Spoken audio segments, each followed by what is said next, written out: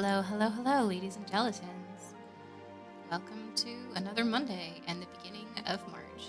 So, I'm starting off here by saying today will be a short stream. I have a headache and I'm not doing so great emotionally today. So, I'd like to be here for an hour. That's my plan. And then I'm gonna go lay down. That's my second plan. So yeah, it is good to see y'all. Definitely. Yeah. No, I'm also sorry to hear that. I'm also very surprised about it, but you never know what a day will bring you, right? And sometimes it brings you the opposite of a gift. A curse which haunts you for the entire day. Yes. It is what it is, and that's okay because life do be like that, and all I can say is that, let's make this hour really good, and I'm still grateful that my situation is not as cray-cray as the people in this game. That's for sure. Also, Gold, like, okay, so when you go to sleep and you wake up the next day, is that not how that normally works? Like, normally you wake up the next day, right? Right? Yeah, fingers crossed. No, every day. I mean, every day gets better, really. Like it's when you get some really bad news, you deal with it, but then like it gets easier to deal with it, you know? It definitely it does depend on that. It does depend on stuff. Luckily, no, we'll see. It's all right. It's all right. It's definitely gonna be okay. This I can promise. I always am okay. Always. I still remember going to sleep. You just okay, yeah, that's funny. I have like fallen asleep or like I don't remember actually like sleeping. I like literally can count on my hands the number of times I have like disappeared into sleep. Ever since like not being a kid, like when I don't remember it. But basically that's how that worked for me. It's like the sleep doesn't usually surprise me, which actually has been historically a problem because like I'm not really very good at sleeping. I have a tendency to have trouble falling asleep and I wake up early. And I don't want to wake up early, but there's just too much on my mind lately and I can't just enjoy sleep. My brain wakes up and it's like, we could do stuff. And it's like, what if we continued sleeping? Brain's like, okay, but like what if there's stuff that needs to get done? And I'm just like, could we not? Could we not? And it doesn't work.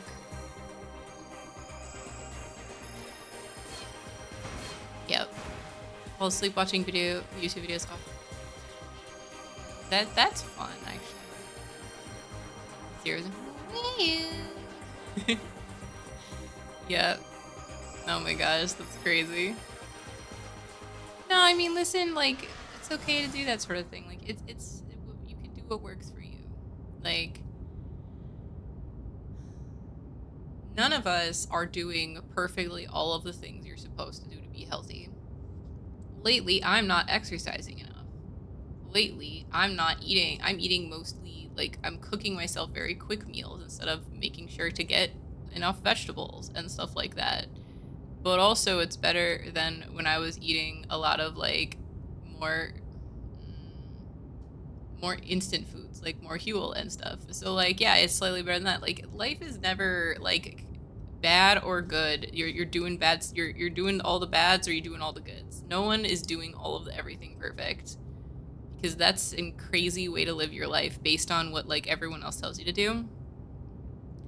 So like we all do our best and we all do our best based on stuff and we can all want to do better because that's like the most human thing ever is this constant craving to do better, to be better. And it's because of this beautiful feeling of hope that you have inside of you that says, I can do better. I can be better. I can, get this, like, I can be this better person, this better version of myself. And it's infinite. It keeps going forever because there's always a part of you that believes in yourself that you can be this better person, this better thing. And I think that's pretty cool. I know that we can curse ourselves with like being mad that we're not that person already. But like that person wouldn't spend all that time being like, "Oh, well, I could be worse. I could be so much worse. That person would just keep being like either, oh, I could be so much better, or you could be like, oh no, actually things are pretty good. Because like that's also one of the things. Like the better person is this person who like isn't beating themselves up for stuff that they don't do perfectly.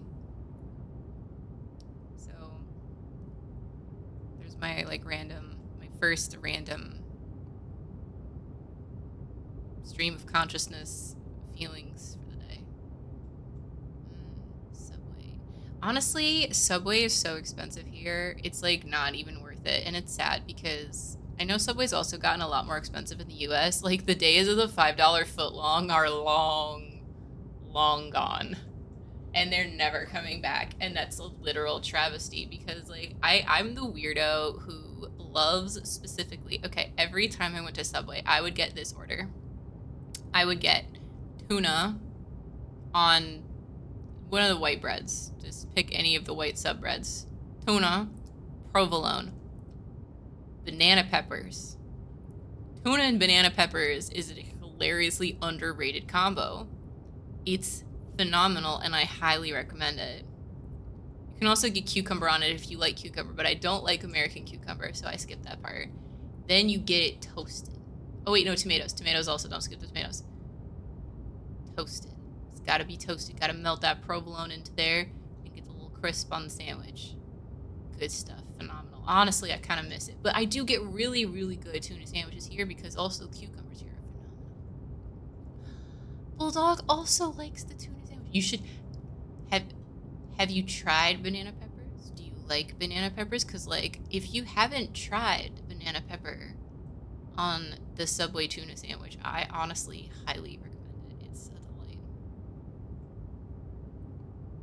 It's funny because I remember like, it'll be like, yeah, tuna, provolone, banana peppers, tomato, and then the next thing is no thanks because they asked for sauce. It's funny because like no thanks just became part of the order in my head. That's a very important part of the order. Please don't add any more sauces. It's got enough. Okay. I fully understand and respect your decision. I am so glad that humans like different things. It's important. Subway did get shitified, honestly, for the most part. You can still like you can get coupons, get this stuff, and yeah, like Subway could be cheaper than McDonald's. Yep. It really depends on where you are, but like here, Subway is so expensive, and they have like less options. They don't even have the banana peppers. Like, what's the point? Eat your tuna. I'm surprised, actually. Fish is like, that's basically like saying you don't like meat as a concept, which didn't happen. Some people just don't like meat, but there's like so many things. There's so many different fishy flavors that is still kind of crazy to me to just like not like them at all. Also, like someone's like, I don't like potatoes. Actually, I have never met a person who doesn't like potatoes yet.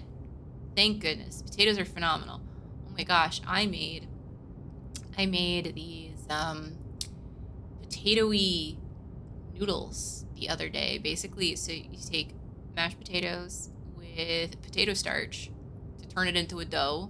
So for any Polish people in here, it's basically kluski, but then instead of making them into little kluski, into little chunkies, you form them into noodles. You roll them into long, thick, chewy, potatoy noodles. And then the sauce I had it with was this like chili, peanutty soy sauce thing. Hold on, I have to sneeze. Sneeze complete. And it's great. It's great, honestly. Like, it was such a unique flavor. We made way too much, though. Like, seriously, like, it was like 1 kilogram of potatoes. And we're like, okay, so, like, that's like a normal amount of potatoes. That'll last 2 meals. Oh, no, once you add all the other stuff, that was like 5 meals of potato noodles. That was too many. That was way too many. Crazy. The meal a day you're spending to know. Yup. Oh, yeah, no, McDonald's do be like that. Yeah, I used to eat tomatoes like apples when I was young, too. And then I had one tomato, which I was very upset about because like I grew this tomato myself, right? I got a tomato plant and we put it in the backyard and we watered it and took care of it. And my mom was so excited, like, oh, look at it, it's growing. And like every single day I would look at it to see if it was ready to eat yet. I must have eaten it slightly too soon because after I ate it, I was puking for 2 days straight. The problem is when you're young, especially, and you eat something like that, you get a food aversion. So I could not enjoy one of my favorite foods for years. I'm good again now because I still love tomatoes, and like I could still have some tomatoey things, but it took months before I could have tomato flavor. Um, like strong tomatoey flavor, like fresh tomatoey flavor, like highly processed was apparently okay. And then after that, it took me years before I could just eat like just raw slices of tomatoes without like my stomach like being like, oh, don't you dare. I'll make you regret that. Hello, Elgo. Great to see you. Yeah, tomatoes are great. You guys are making me hungry even though I just had an amazing dinner. I shouldn't be hungry. Still eat cheese. Oh, I do not like Cheez-Its. I like goldfish, but not Cheez-Its. Oh my gosh, you can't get goldfish here. I know, like, think about it. Like, you don't... So the thing about, like, goldfish is I was never obsessed with goldfish. And Cheez-Its I don't like because they're too salty. Like, Cheez-Its and goldfish have almost the same flavor, except Cheez-Its are a little too salty. And they taste a little burny. Just, like, a little extra burny versus that. Like, the flavor's too intense. Versus the goldfish, which has a gentler flavor. But I can't, I like, it's not one of the things I was obsessed about, so I didn't even realize that I haven't had goldfish in, I can't eat, like, since at some point when I was in the US, before COVID probably, because, like, I never bought goldfish on purpose. I would only ever, like, you know, you go to someone's house and they have goldfish, you're like, hell yeah, I'll have some goldfish. But, like, I never bought them for myself. Yeah, goldfish are slightly less fried, and it's nicer. Now I like kind of want to ask my family who's coming to visit me this summer to bring me some goldfish. That would be kind of fun, actually. I should like remember that because that would be a really fun. Oh man, I can ask them for Swedish fish and goldfish. Swedish fish are like, I don't know, I'm really weird, but it's like probably my favorite American candy. I mean, it's not Swedish at all. It's not even a little bit Swedish. I went to Sweden and I could not find Swedish fish. And like, I know, I'm not surprised, but like, you know, I thought maybe it was based on some kind of Swedishy thing. No. Nope. It's not even... It's American. Swedish fish is very American. So, actually, like, the Swedish candy, the most common Swedish candy is, like, salted licorice, which, it looks really good and enticing. They have this beautiful little package, and they have it on little shapes, and they're fun things for kids. Literally the worst thing I ever put in my mouth. Like... I hate salted licorice, like salted black licorice. It's terrible. Like there are some flavors of black licorice that's like covered in candy and it's like the flavor's really mild compared to that stuff that can be okay, but like, oh, just pure salted licorice, just terrible. Tuna footlong multigrain bread. Yeah, actually the multigrain's a good one. Italian herbs and cheese. Yeah, you don't want the cheese for this one. It's too much cheese. Pepper jack also solid. I was gonna try it with the pepper jack lately, but I was so used to the provolone at that point that I didn't go for it. Red onion, I actually haven't tried on that one. Oh, the sweet onion teriyaki. Interesting. I wouldn't put the sweet onion on it there. I like the sweet onion teriyaki sauce for like the chicken stuff that I've had before at Subway, but like, I think I would do it without. Ah, make me want to go to Subway now too. Love licorice and stuff. I'm so happy people like it. But it's so crazy that it's like one of these love-hate things. Like, there are so many people who love it, and apparently Swedish people. Apparently, if you go to Sweden, apparently you will be in heaven if you like black licorice because it is absolutely everywhere in every shape and, like, intense. Because literally, like, there is, like, mild, medium, and strong. Like, you can get the most intense, hardcore black licorice you've ever had in your life. And they'll be like, yeah, this is for kids. I'm like, how? What? That's crazy. So yeah. But yeah, so in summary, Goldfish, I can now say is something that I like kind of miss from the US. Like, not like a lot miss because I never loved goldfish, but I do like them. So it's just kind of like, oh, we don't have like a similar crunchy, cheesy snack that has like this really distinctive flavor. I also really don't like those cheese crackers that they sell you. I like the peanut butter crackers. Also, I kind of low-key miss those. Those are great. Like, whenever you go on like a long trip and like you get these and like, I don't know, my mom would just randomly get like the big boxes of those peanut butter crackers. And I love those. Those are great. Those are solid. But the cheese ones, they tasted like pure disappointment. I don't know, maybe I just really do not like bad cheese. Cause like I never liked Kraft macaroni and cheese. I never like, what do I mean by bad cheese? Highly processed cheese. It's just like, I do not enjoy the flavor of the chemical cheese. Goldfish being one of the exceptions where I was like, this is acceptable because it doesn't really taste that cheesy. It mostly kind of tastes like crackery. So, yeah. So you still enjoying Deadlock? I thought, yeah, I wasn't sure how that was going for people, honestly. Yeah, honestly, hard agree. Because, like, good cheese is life-changing. Good cheese could break you as a person in the best possible way. Oh God, the cheese spray is horrifying. Yeah, no, I've tried that before. I don't know how to describe the flavor. Because, like, for the most part, there isn't much flavor, but the flavor that is there, it's like, okay, so it's like, when they add that fake pizza flavor to things, which I also personally don't like. I do not like the fake pizza flavor. It's like the worst chemically parts of the fake pizza flavor and the worst chemically parts of Kraft mac and cheese that also tastes like licking the inside of a can and has the consistency of like glue. Something between glue and it's like, it's not solid, it's not liquid, it's not fun either. It's not like whipped cream. It's too thick. Cheese whiz. Oh. Yeah, see, I don't like those. I don't like those crackers and cheese specifically. That's the thing. I did not enjoy those at all. So, like, even more for me, I did not enjoy it. But I'm so happy that there's people that do. Blue cheese actually can be very, very nice. Blue cheese is not a cheese you just sit there and like put in your mouth. Blue cheese is something that like takes a flavor to the next level. One of the best burgers I've ever had in my life was a blue cheese based burger. Like it had blue cheese in it and it had like also these caramelized red onions and other absolutely delicious stuff. Yeah. Tvarug. Tvarug is really similar to cream cheese. I also like it. Cream cheese. Tvarug is basically like if cream cheese was a little harder and a little less sweet. Just a little less like flavor intensity. It's nice though. I don't know. Is it like cottage cheese?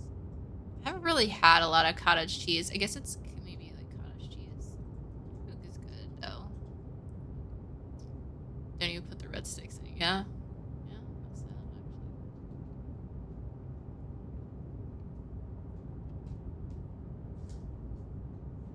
Gastropub. Blue cheese and mushroom. Oh my goodness. Yes. Blue cheese with mushroom and onion. And there's just a ton with beef. Yes. Yes. They don't have that burger at that restaurant anymore. I literally stopped going to this burger place, which is a chain.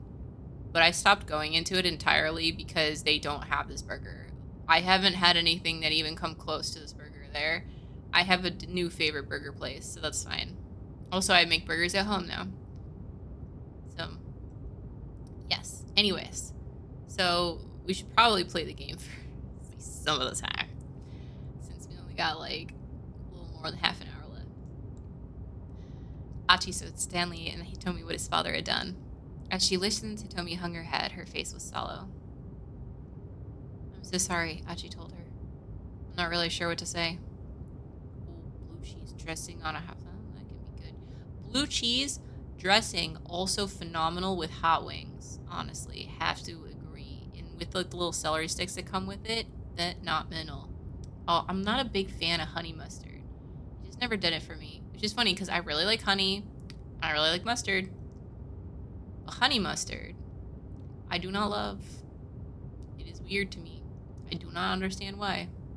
Maybe some weird association. Maybe something I puked when I was a kid. Who knows? Completely unknown. He clenched his fist so hard his knuckles popped, struggling to keep his emotions in check. So if I were rendered brain dead, you could help your sister, he murmured. A state where brain function has ceased irreversibly. In Japan, there are 2 conditions for declaring brain death. The first is that the patient must be comatose in a state of apnea, no longer breathing, due to the damage to the brain. The second is that the root cause is diagnosed and is deemed that no reasonable treatment will restore brain function. Stop, Achi said quickly. Please. Don't say things like that. A sad look came to Hitomi's face, and she pressed her right hand to her heart. I mean, to find out like this. She turned to Achi, tears glistening in her eyes. I want to help your sister, but... Yeah, no, her sister would... Listen, Achi's sister would never forgive anyone who would do something like that. Just absolutely not. Ever. So, basically, Kira, to catch you up on that, basically, so Hitomi has the super special blood, the Bombay blood, and so her heart can go to Achi's sister, and so, like, you know, Achi's dad apparently planned this whole kidnapping and everything so that, you know, Hitomi would end up brain dead so that, you know, his daughter could get the heart because he's crazy, apparently, and is willing to murder another innocent person so that his daughter can live, which is absolute crazy pants. With other things to worry about right now. This time it was Stanley who cut him off. Remember, Alphard is after you, Hitomi. Isn't that what Kanon told you? Yes. She said I was the mastermind's target. Hitomi wiped her tears away with her fingertips. So Alphard and Achi's father are after the same thing, Stanley said. Is that just a coincidence? Didn't sound like you thought so. Hold up, Achi growled, leaning in from the back seat. Yeah, my dad's way out of line, but he did what he did for Suzune. He wouldn't work with terrorists. Last of Us. It's fine to kill for your daughter. No. Well, it depends. It's different. Like, killing in self-defense is one thing. Killing to survive is another thing.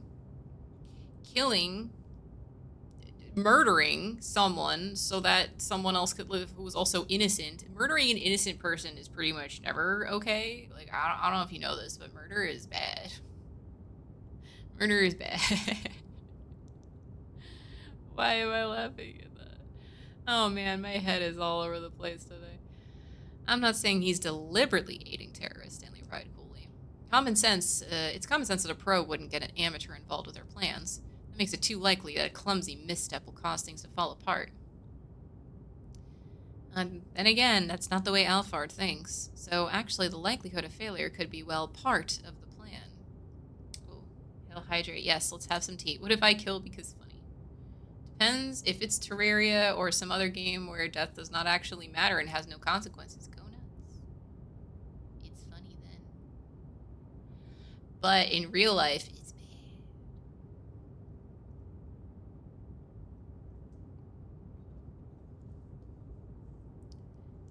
Achi thought back to what Kanan had said earlier.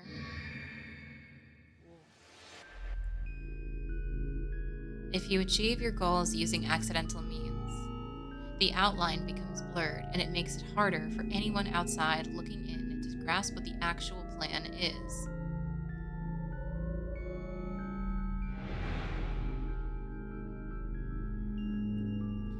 Not only have they put together a perfect plan, they've purposely left certain tiny holes in it.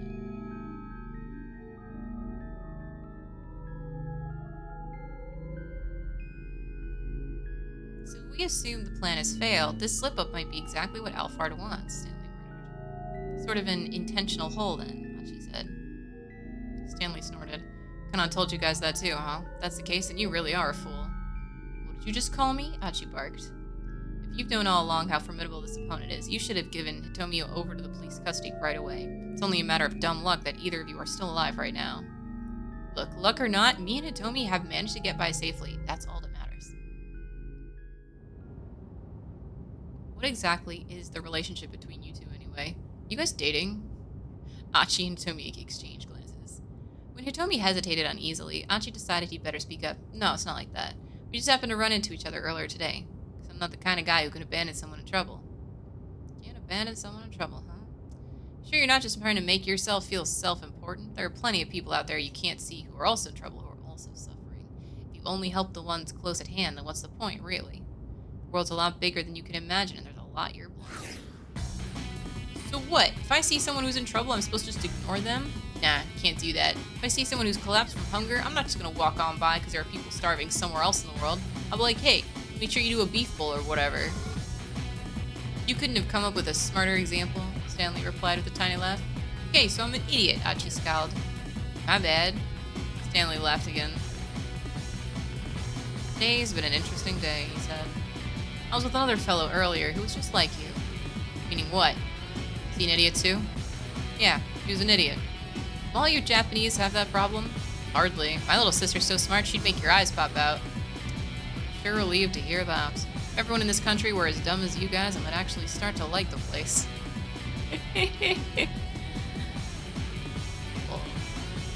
Hello, Rube Sticks. I'm not actually doing super great today. It's going to be a short stream, but I'm here and I'm going to make the most of it. We're making the best of it right now. We're going to enjoy the time we have. Oh, thank you for the confetti cannon. That is much appreciated. We can celebrate making the best of what we have. And also, like, you know, honestly, this line from Stanley. Might actually don't like this place. It might be too much like America then. Huh? What does that even mean? Talk so I can understand, man. Ashi shot back. Heart of gold, dumb of ass. I love himbos. I love that archetype so much. I feel like himbos in so many places because they're just phenomenal. Stanley didn't respond. Instead, he stuck out his head out the car window, peering at the road ahead. They were close to Shibuya Station now, and the traffic had ground to a halt. Gridlock again, Stanley grumbled. It's probably better to walk the rest of the way to Endo Electronics. He pulled over to the side of the road, specifically the shoulder that runs along either side of the traveled portion of the roadway, a place where trash tossed out the windows of moving cars tend to accumulate. Tossing cigarette butts and empty cans out onto the street can potentially hurt people and definitely makes a mess. Please don't litter. Yeah, honestly, people who just like throw cigarettes wherever they want are the worst. The worst.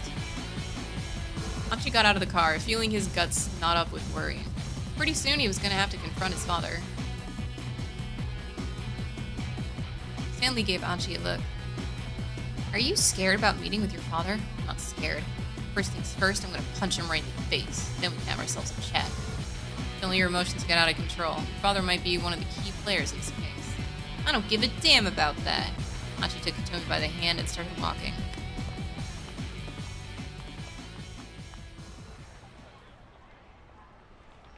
They'd gone up and down Dogenzaka so many times today already, but this was probably the last time he and Hitomi would make their way up the hill together. Let's see. His anger rising, Achi picked up speed as he marched onward. Achi walked an easy pace, wanting to delay the end of their time together just a little longer. Once they reached his home, this kidnapping case would be all over, because his father, Daisuke, would be arrested as the culprit.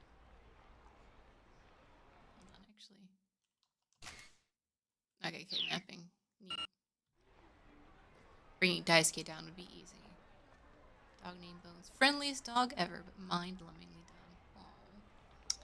That's so sweet, though. Honestly, I love when animals are just like one singular brain cell, but just like the only thing they can do with this brain cell is love.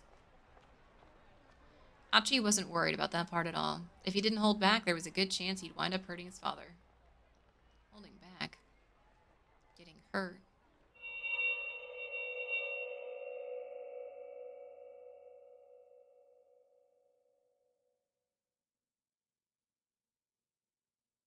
A memory from long ago rose in Achi's mind.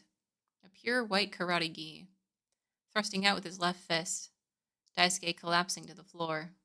One of many memories of his father that Achi could not forget.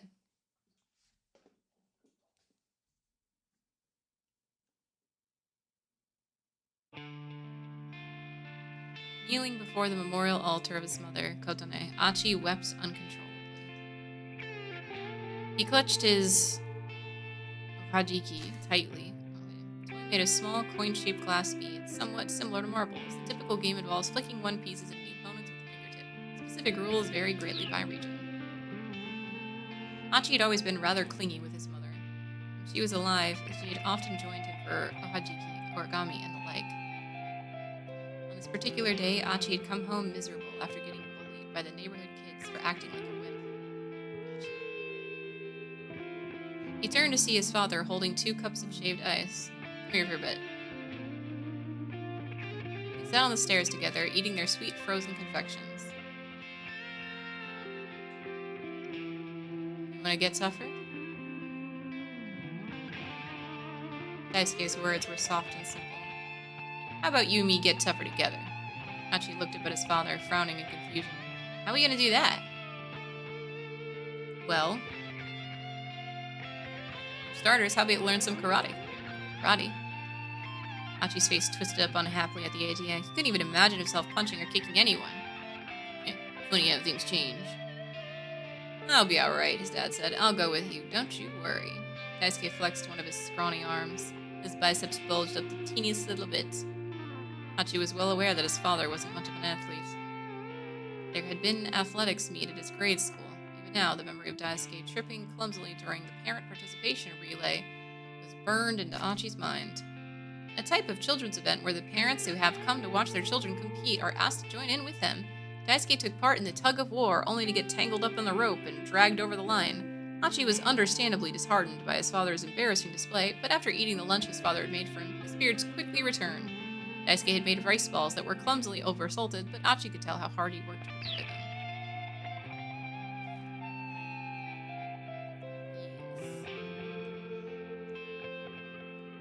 I guess. I mean, if you're gonna be there. And so the two began training together at a local karate dojo. Achi put on his white gi and fastened his obi tightly. As he did so, he felt as if his feelings were being anchored in place as well. Ich, ni, san. Achi's gi sleeves made a whooshing sound as he thrust out his fist in time with the sensei's chant. Even his simple kata practice made him feel like he was getting stronger somehow. His dad, having left Suzune in care of their neighbors, was working up a sweat alongside him. He was out of shape and his technique was shaky. He was soon exhausted and went to lean up against the dojo wall. Achi stepped out of the training circle and called out to his father. Dad, you okay? Yeah, I'm just gonna take a little break. Daisuke sounded like he was on the edge of hyperventilating. Thanks, Dad. Huh? What for? For asking me to come take karate lessons with you. Achi was sure he'd never have dared to go to the dojo alone. Hey, just so long as you're liking it. Go on, get back to training. With a deep bow, Achi resumed his kata practice. As they were walking home from the dojo, Achi turned to his father. How come you want to get stronger, Dad? He asked. I mean, you're not getting bullied by your friends. Daisuke was quiet for a few moments before answering. His words came out awkward and embarrassed. I was picked on a lot when I was your age too, Achi. I had a friend who would always come and bail me out. Friend? Yeah, a friend. A distant look came to his father's eyes. He was a real fighter. I'd always looked up to him. I wanted to be strong like him. His expression turned lonely. I don't get to see him anymore, though. Why not? Achi asked. Did he die? Oh, no, nothing like that. Then, did you guys have a fight? Something like that. Daisuke smiled sadly. He stared out into the sky for a while before speaking up again. Banana fact. As with many things in the American Great Depression era, people sought ways to use things they would otherwise throw away. Such was the case for the overripe banana, which paired with baking powder and flour became banana bread, appearing in Pillsbury cookbooks in the 3rd edition of The Joy of Cooking. Is that really the origin of banana bread? Because banana bread is phenomenal, one of my favorite things. Just amazing. I haven't made banana bread in a long time, but maybe I should. Yeah, that's true. Like, definitely people will decide, like, who made what. It's pretty interesting. His His name's Katana. Hmm? My friend, that's his name. Achi's father increased his pace. Come on, he said. We have to go pick up Suzune. Commonly argued. Really? After that, despite Achi's questions, Daisuke would say no more about his old friend.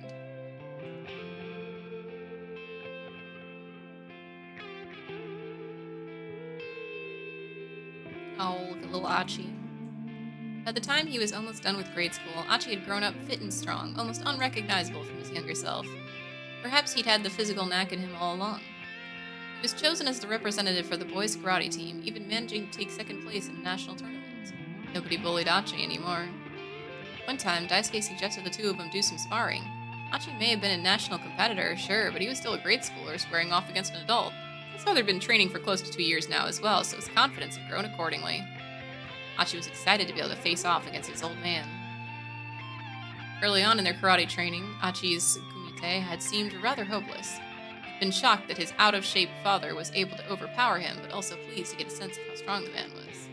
This time, Achi thought he might as well lose again, but he was going to go all out. As they adopted their fighting stances, Daisuke's face was full of confidence. The instructor gave the signal to begin, and Achi opened with a sharp low kick. Daisuke didn't guard against it. The blow caught him in the thigh. Looked to Achi like he'd allowed himself to take the hit, not fearing the effect of a child's kick. Achi proceeded to unleash several more low kicks to the same spot. Yeah, that would hurt. Bit by bit, Daisuke's face revealed his discomfort. Finally, he yanked his leg away. Try guarding? That's when Achi realized his father wasn't letting himself get hit on purpose. He was just unable to keep up with the speed of his son's footwork. Oh, that makes more sense. Yep, he got fast. Tasting history. Great channel for old recipes and history lessons. That's really cool. I'll try to remember that because I do love trying new recipes and learning about stuff. So it sounds like a great mix. If that was the case, Achi felt bad about exploiting his dad's weakness. He decided to leave his leg alone. Instead, he aimed a punch at his father's midsection. He was shocked by the impact as the blow struck home. He hadn't attacked with a great deal of force. He'd just thrown a light midsection punch as a check. Down for the count. But as Achi pulled back his fist, Daisuke crumpled to the floor, writhing in pain as he clutched his gut. Achi stared in disbelief at his own hand. That was the last day that Daisuke went to the dojo. Ooh, that's sad. Liver shot. Oh yeah, those can be brutal. Dad's pathetic. Yeah, he's such a loser. Achi was on his way home from practice, and some older students from the dojo started ribbing on him. What did you just say? Kids were middle schoolers, but Achi wasn't about to back down. He thrust out with a quick punch, stopping it just short of one boy's nose. Go on, say it again. I'll kick your ass. The older boys went pale and took off and ran. But this small victory did nothing to bolster Achi's spirits. His father had looked so small and lonely, heading away after quitting karate. But Achi didn't think there was anything pathetic about that. Sure, maybe by now he was better at karate than his father, but really, what difference did that make? Growing stronger, he'd learned something. Using force to win out over someone else didn't mean anything. Strength alone didn't determine a person's worth. Achi loved and respected his father for going to the dojo with him. Beating him in a karate match didn't change the way he felt. Oh, that's actually really wholesome. Achi resurfaced from his memories to hear Stanley talking on his phone. I see, so that's what's going on. Once we're finished with things in Doguzaka, I'll bring Hitomi right back to the precinct. Curious, Achi turned to the American.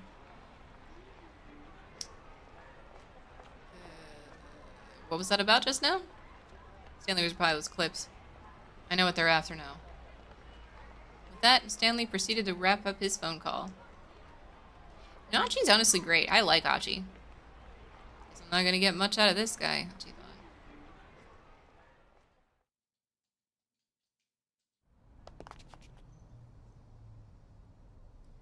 By now, they could see Endo Electronics up ahead. Achi was about to hurry inside when Stanley stopped him. I'll go in first. You two wait out here. No way, this is my dad we're talking about. And you don't think it's dangerous to bring Hitomi right to him? Well, alright. We'll wait here for a bit, and once we know it's safe, we'll head on in. Cool with that? I'm cool with that. Stanley steps inside. Hachi fussed about impatiently, staring at the entryway. The palm of his clenched fist was sweating. Never before in his life had he wanted to just deck his old man. Tomi watched him uneasily. Tomi. Yeah? I'm sorry. I really don't want you to have to see this, but I think you're about to witness the crowning shame in Endo family history. Hachi, don't say that, Tomi said. She squeezed his hand. Oh, you're touching here. He found his other fist unclenching. Please, you have to try to talk to your father. Yeah, I know. First punch him, then talk to him. Suddenly there was a loud crash from inside the building. The time for waiting had passed. Let's go. Hachi and Hitomi raced inside. Barging into the living quarters without bothering to shed his shoes, he heard his father's voice coming from the workroom. Dad! Hachi hurried through the workroom door and saw Stanley holding his father pinned across a desk. Let me go, please, let me go! Daisuke thrashed both of his legs. Stanley, please, let my father go. I want to talk to him. Stanley snorted dismissively, but he did as he was asked. Daisuke stood up, rubbing at a sore wrist. Dad, please, you have to tell me. Where is Maria? Maria? What are you talking about? Daisuke wouldn't meet his eyes. Don't play dumb with me, Hachi pointed at Hitomi. You know who this is, don't you? Tomi Osawa, the girl you've been after. Maria is her sister. Daisuke remained silent. You're gonna pretend you didn't call the hospital? Nothing about maybe being able to get your hands on a heart? I mean, seriously, it's all so simple. Even I can tell what's going on. You've been watching me and Hitomi's through the surveillance cameras, and you were telling that guy at the cane where we were. The blood began to drain from his father's face. Don't you go quiet on me. If I'm wrong, then go ahead. Tell me the truth. Daisuke's arm shot out suddenly, knocking an external hard drive from his desk onto the floor. It was over and done before Stanley could stop him. Stanley hunched down and picked up the shattered drive. I'm guessing there was important data on here. Footage from the cameras, maybe? I have no idea what you're talking about, Daisuke said. You can't do this to an innocent person, Dad, Hachi shouted, grabbing his father by the collar. There was a sound of footsteps from out in the shop. Someone was quickly getting closer. Stanley grabbed Hitomi by the hand and pulled her back against the wall.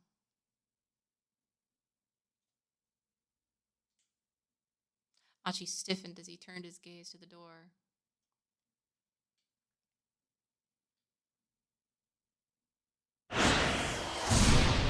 Okay. Keep out. Keep out it is. Understood. Let's go to Osawa.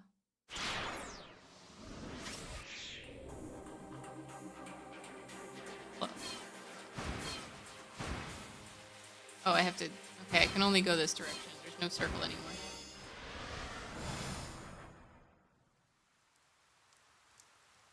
The rain won't let up. The sound is growing louder and louder inside my head. There's a sound of regret spattering against my heart. My emotions surge like a terrible storm within me. I never wished for this. Never expected my heart to be dragged so far beyond my control. We can't save her. We can't save Maria. We can't save Maria. Words stormed through Osawa's mind in a relentless cacophony. He called up images of the bodies from the human testing trials on his computer monitor. He couldn't help but imagine his daughter in the same gruesome state. Just a few more hours, Maria would begin hemorrhaging blood and die, just like those people in the pictures had. We can't save Maria. We can't save Maria. We can't save Maria. He couldn't shake the words or the reality from his mind. Damn it! Damn it! Osawa began pounding his fists fiercely on the desktop. Sir, what are you doing? Hachiwara tried to intervene, but he kept on pounding away.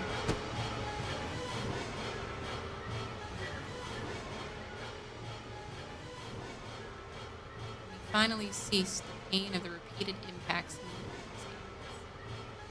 My research was never about any sincere desire to help people, and now I'm paying the price for that. The one time it finally matters, I can't even save my life. Sawa, Kajiwara set a hand on his shoulder. You can always blame yourself later, but for now, think again, good and hard. Is there really no other way to save Maria? Nothing else we could try? Sawa shook his head. The only means we had left was using Tanaka's password to unlock the doors. Now Tanaka's dead. There's no other way. Is there even a possibility that Tanaka told someone else's password? This was something Osawa hadn't considered. Is there anyone Tanaka might have shared his password with? Only one person came to mind. Yes. Maybe someone. You're referring to I, sir? Kajiwara cast his eyes down. You figured that out, then? Yes. Factoring the commotion over that listening device, necktie clip isn't typically the sort of present one gives to one's husband's coworker. And yet, although some might consider it somewhat inappropriate, Mr. Tanaka was wearing it as if it were a matter of course. Which implies something about their relationship.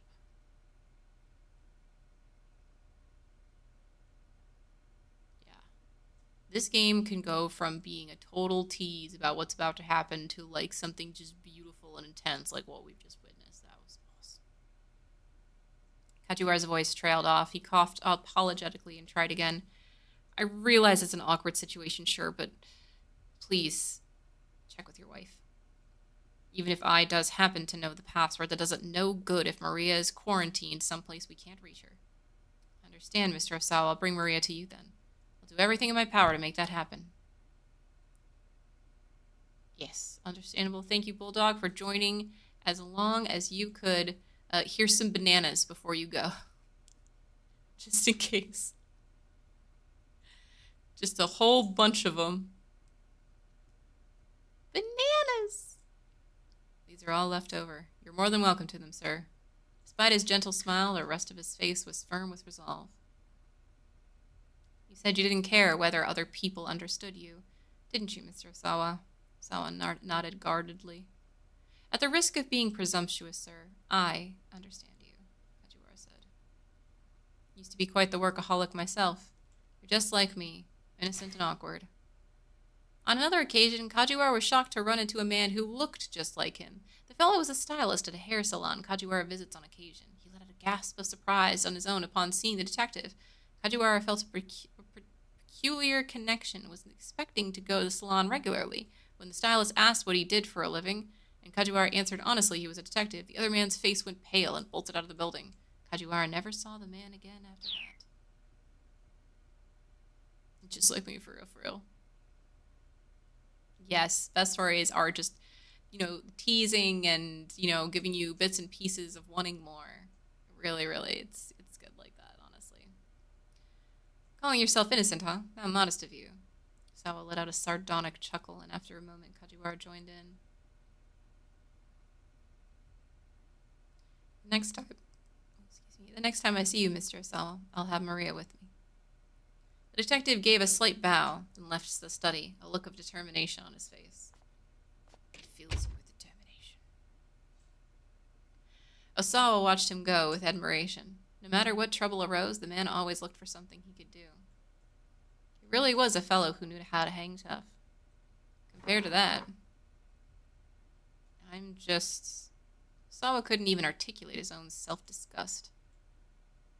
And asking Ai about the password would also mean inquiring into her relationship with Tanaka. The prospect was daunting. Venturing into the emotional territory of another person was his weakest suit. He left his study, but somehow found himself making his way up to Maria's room, not Ai's. He realized he hadn't been in his daughter's room since a certain rainy day years before. Now he stepped quietly inside and saw Maria's world laid out before him. A small photo was set atop her neat and tidy desk. It was a close-up of someone's hands doing a cat's cradle. Whose hands were they? In the skin tone, they didn't appear to be Maria's. Several more photographs were pinned to a corkboard that hung on the wall. They were snapshots of people and townscapes from the Middle East. One glance at them, and Osawa felt like he was back there for a moment. The images weren't necessarily aesthetically pleasing, but they all looked like they'd been taken by a professional. When he spotted the last photo on the corkboard, however, he was certain that Maria had taken them all. The last picture was of Osawa himself. He was facing the camera, holding some luggage and an awkward smile. It was a comical, affectionate image. He'd never known that photography was one of his daughter's hobbies. He never knew, but the amount of fancy, expensive cameras would have given that away. You'd think maybe he bought those for her, maybe he didn't think about it, I guess. No, this went beyond a mere hobby. Did she perhaps aspire to be a professional photographer one day? She certainly had the aptitude for it from the look of things. Maria, a photographer.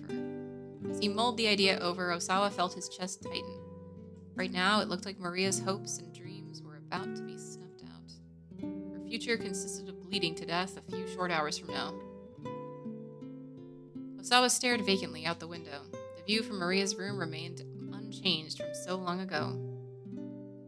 Again, that rainy day crept back into his mind, as vivid as the present.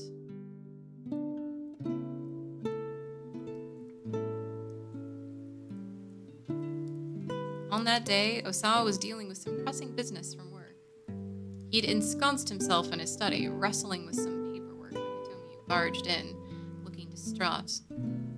Maria's gone. Sensing that Hitomi was legitimately alarmed, Osawa hurried to Maria's room. He found a letter she'd left atop her writing desk. Dad, you only care about Hitomi.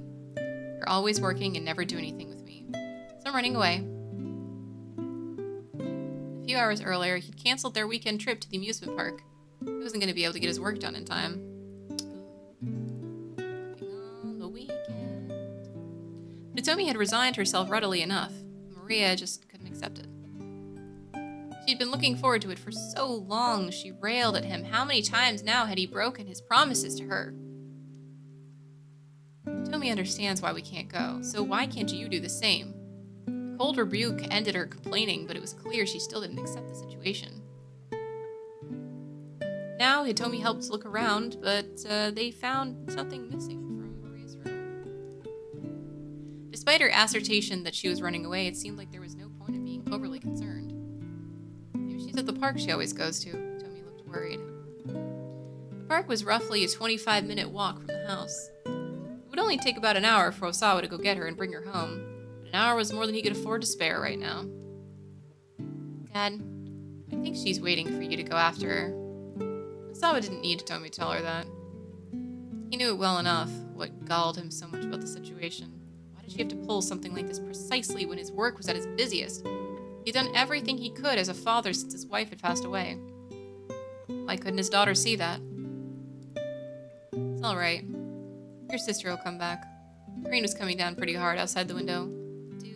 Do you think she brought an umbrella? Hitomi asked anxiously. I don't know. With a rain like this, she'll come back home enough soon. She'll come back home soon enough. He spoke the words for himself as much as for Hitomi. Then he headed back to his study and got back to work. Wow, Father of the Year. Father of the Year, guys. Several hours went by and Maria did not return. The rain had gotten even more intense to the point where Osawa could hear it in his study. He was so concerned about his missing girl he couldn't focus on work, but he stubbornly refused to give in and go search for her. Several more hours had passed. At last, Maria appeared at the front door, soaking wet. Osawa met her silently in the entryway. Wet strands of hair clung to the girl's forehead as she looked up at her father with a bitter glare. You don't care what happens to me, do you? Immediately, Osawa smacked her across the cheek with the flat of his hand. It was the first time in his life he'd ever struck anyone. He hadn't known such a violent impulse could exist inside him. I hate him so much. Maria stood there, her hand pressed to her cheek. Tears welled up in her eyes. She began to tremble. On her lip was a small bead of blood. A flood of guilt and regret rose up inside Osawa as if he just shattered some intricate piece of glasswork. Yes, you did. Any last bit of trust that she could have ever had for you is gone forever. She hates you forever.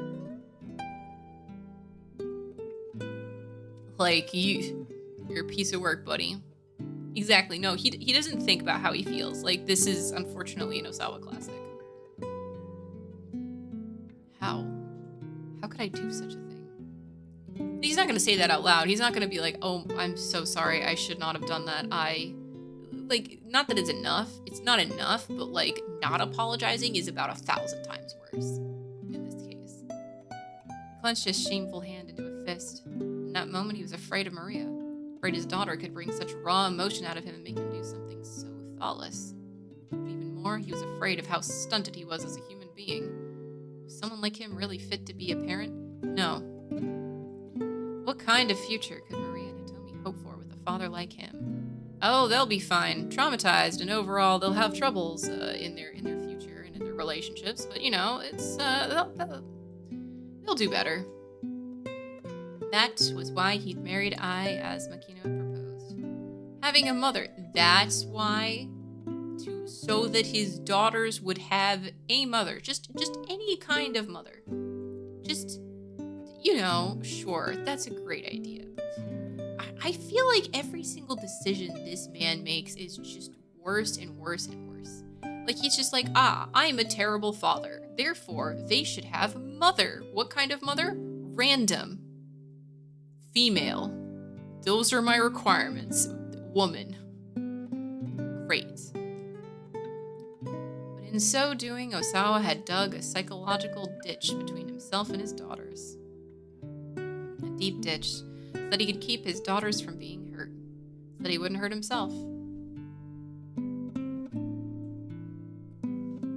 Alright. Saved. I did tell myself, but I told myself so we should still stop here so that we can have we'll continue here next week. Because, like, I feel like it'll just keep going and going and going. Plus, then I won't be like, where was I? I'm so lost. No, I'll remember. Osawa sucks. That's where we're leaving off. We're leaving off at Osawa sucks o'clock. Oh, Osawa's story is still one of the best written ones. Yeah, stopping stream for today. Early stream, I did mention it before, just not doing great emotionally, have a headache, and that didn't go away. So, short stream. Short stream is the plan from the beginning. So. Why do my kids hate me? You want the summarized version, Dad? Would you like a list? Would you like us to write down an entire list? Oh, wait, hold on. Are we going to be just doing the work for you? The emotional labor of telling you how you've harmed us instead of you actually thinking to yourself, what could I have done better? Yeah. Oh, no, kids should not be doing the emotional lifting for their parents. Unfortunately. Yeah, it's all good. It's all good. Thank you for the support. I much appreciate. I will definitely take that time, get some rest, and should feel better. Life's just really, really crazy right now, honestly. Like, a lot of the things are good, some of the things are not good, and that's kind of the thing with life. Would it be like that? It'd be like a lot of stuff all at the same time, and that is too much. And that's me right now, and that's okay, because sometimes you gotta just take a break and do better the next day. And so yeah, thank everyone for hanging out with me today, for experiencing the wonderful conversations about food, in addition to also some good times with Achi and Osawa so far, because that's all we've gotten to at this point. BLT sandwich. Oh, it's been so long since the BLT. Yeah. No, I needed it too. I did.